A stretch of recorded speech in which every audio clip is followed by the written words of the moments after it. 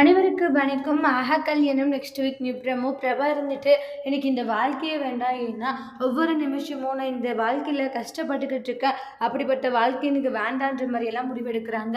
அப்போ கோடீஸ்வரி இருந்துட்டு ஐஷு என்ன ஐஷு பேசிட்டு இருக்க, அப்படியெல்லாம் பேசாத, கொஞ்சம் பொறுமையாக இரு. எப்படிம்மா பொறுமையாக இருக்க சொல்கிறீங்க? என்னால் பொறுமையாக இருக்க முடியாது. ஏன்னா இந்த கொடுமையான வாழ்க்கை நினைக்கும் போதெல்லாம் எனக்கு எவ்வளோ கஷ்டமாக இருக்குது தெரியுமான்றாங்க. அந்த அனாமிக்கையை பற்றி இந்த அளவுக்கு கேவலமாக பேப்பரில் கொடுத்துருக்காமா. அதெல்லாம் பார்க்கும்போது எனக்கு எவ்வளோ கஷ்டமாக இருக்குது தெரியுமா? அதெல்லாம் பார்த்துட்டு எப்படிம்மா நான் இருக்கட்டும்ன்றாங்க. இங்கே பாருடி, பிரச்சனை வாழ்க்கையில் யாருக்கு தான் இல்லை சொல்லு? எல்லாருக்குமே லைஃப்பில் பிரச்சனை இருந்துக்கிட்டு தான் இருக்குது. ஆனால் அது எல்லாமே கடந்து வரணும். ஆனால் கடந்து வர்றதுக்கே இவ்வளோ பயப்பட்டா எப்படி? அம்மா நான் சொல்கிறது இங்கே பாரு, நீ சொல்கிறது எனக்கு நல்லா புரியுது சரியா?